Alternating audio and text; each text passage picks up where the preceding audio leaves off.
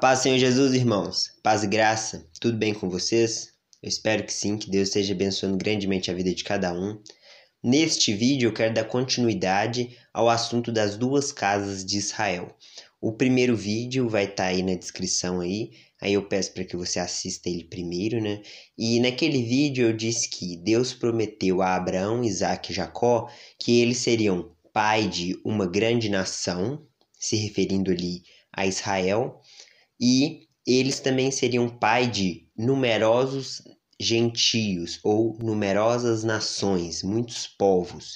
E eu quero mostrar para vocês que desde o início Deus teve como plano restaurar toda a humanidade, né? Reconciliar seria um melhor termo.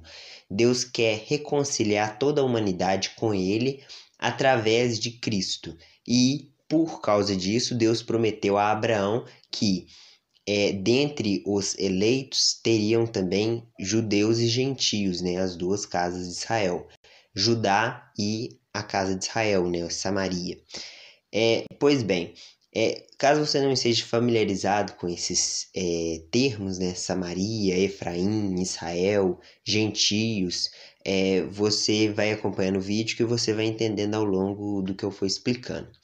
Neste vídeo eu vou então ler que Jacó, ele passou essa bênção de ser pai de numerosos povos, ele passou isso para Efraim, filho de José.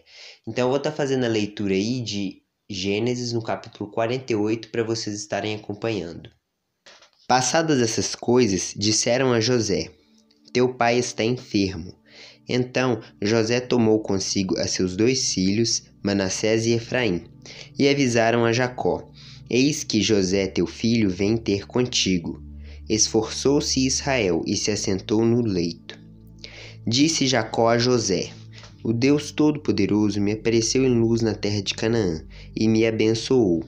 E me disse: eis que te farei fecundo e te multiplicarei e te tornarei multidão de povos, e à tua descendência darei esta terra em possessão perpétua. Agora, pois, os teus 2 filhos que te nasceram na terra do Egito, antes que eu viesse a ti no Egito, são meus. Efraim e Manassés são meus, como Ruben e Simeão. Então, irmãos, como vocês puderam ver, né, Jacó, ele estava doente, e aí ele vai fazer ali, ele vai adotar Efraim e Manassés.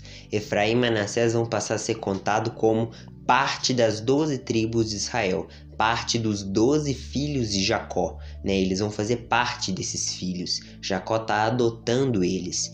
E nesse processo ali, Jacó primeiro começa, né, falando que Deus prometeu que ele haveria de ser pai de numerosos povos, né?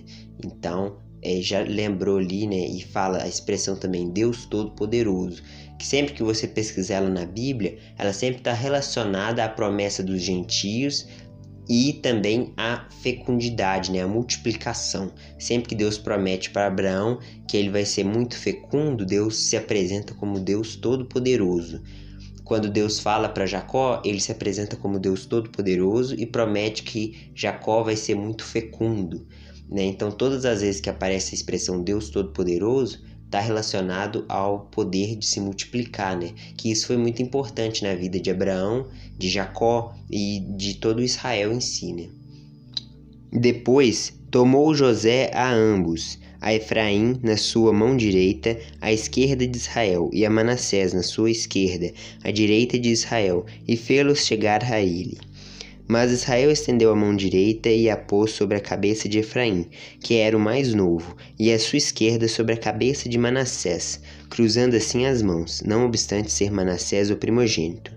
E abençoou a José, dizendo: o Deus em cuja presença andaram meus pais Abraão e Isaque, o Deus que me sustentou durante a minha vida até este dia, o anjo que me tem livrado de todo mal, abençoe esses rapazes, seja neles chamado o meu nome e o nome de meus pais Abraão e Isaque, e cresçam em multidão no meio da terra.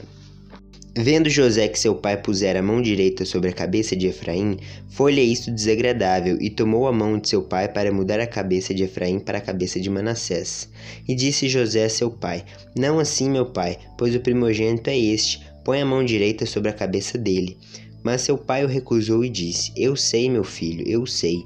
Ele também será um povo, também ele será grande. Contudo, seu irmão menor será maior do que ele, e a sua descendência será uma multidão de nações. É importante essa expressão que Efraim vai se tornar uma multidão de gentios, uma multidão de nações, e os versos anteriores disseram que ele vai se tornar uma multidão no meio da terra. Na verdade, a tradução correta seria uma multidão de peixes no meio da terra. Essa versão aparece em outras traduções da Bíblia. A tradução que eu uso, infelizmente, aparece essa tradução um pouco pobre nesse sentido aí, pelo menos nesse texto, embora eu também goste muito da tradução que eu uso. Mas essa expressão ali é multidão de peixes na terra. Só que é algo muito estranho, porque como que Efraim vai se tornar uma multidão de peixes na terra? Como assim, né? A verdade é que Deus está prometendo que Efraim vai crescer em multidão de pessoas, né? Como se ele fosse peixes no meio da terra. Porque quando a gente chegar lá no Evangelho, Jesus vai falar para Pedro, chamando-lhe os apóstolos, ele vai falar: vinde e eu vos farei pescadores de homens, porque Pedro, João, Tiago, eles eram pescadores de peixes. E aí Jesus fala: vinde e eu vos farei pescadores de homens. Ou seja, é como se estivesse comparando o evangelho a pescar ali muitos homens, né, que são os peixes ali no mar, que é as nações, né? Ou seja, então todo o plano de Deus ali está sendo tirado aqui primeiramente de Gênesis 48. E aí depois Jesus lendo isso, ele vai atribuir isso aos seus apóstolos. Os apóstolos têm a missão de restaurar as duas casas de Israel no entendimento da gente, porque a gente sabe que a verdadeira restauração acontece em Ezequiel 37, quando Jesus voltar. Judeus e gentios vão fazer parte de um único povo, então independente se a pessoa nasceu judeu, gentio, de qualquer forma ela vai ressurgir, né? Ressuscitar com o corpo glorificado, sem distinção se ela foi judeu ou grego. Porém, grego ali num sentido se referindo a gentio, né? Porque o apóstolo Paulo se utiliza dessa expressão para se referir a não-judeus. Portanto, irmãos, é muito bonito entender esse plano de Deus ali que está em Gênesis 48 e ele vai nos fazer várias ligações com aquilo que está no Novo Testamento, por exemplo. Para provar que realmente está escrito a palavra peixes ali, a tradução, como vocês vão estar vendo aí, vai falar, ter a raiz ali dag, né? Que significa peixes, né? Então, indica que realmente a palavra dag, ela se encontra ali na versão ali que significa peixe. Só que eles não traduziram porque é algo estranho, né? Mas a gente sabe que isso tem uma conotação espiritual que se liga com o Novo Testamento. Outro detalhe interessante que eu acho no texto ali é que Jacó fala, né? Sejam chamados neles o nome de Abraão, de Isaac e o nome de Jacó também, né? O que isso indica, né? Indica que quando Judá e Israel se separaram, a gente vê que Judá começa a ser chamado de Judá, evidentemente, porque é a tribo de Judá que era a tribo cabeça, né? Do reino, que era constituído de Judá e Benjamim.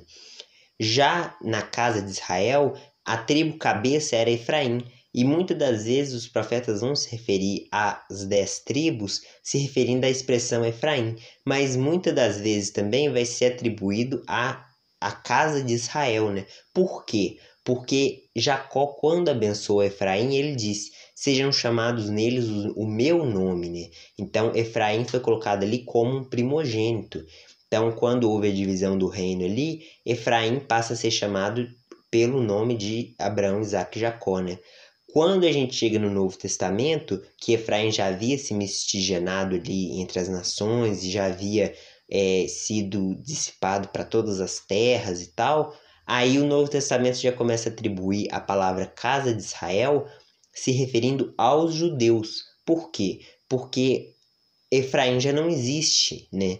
Efraim já não existe, ele está dissipado entre as nações. Então, Judá pode ser chamado de casa de Israel. Tem várias expressões no Novo Testamento que mostram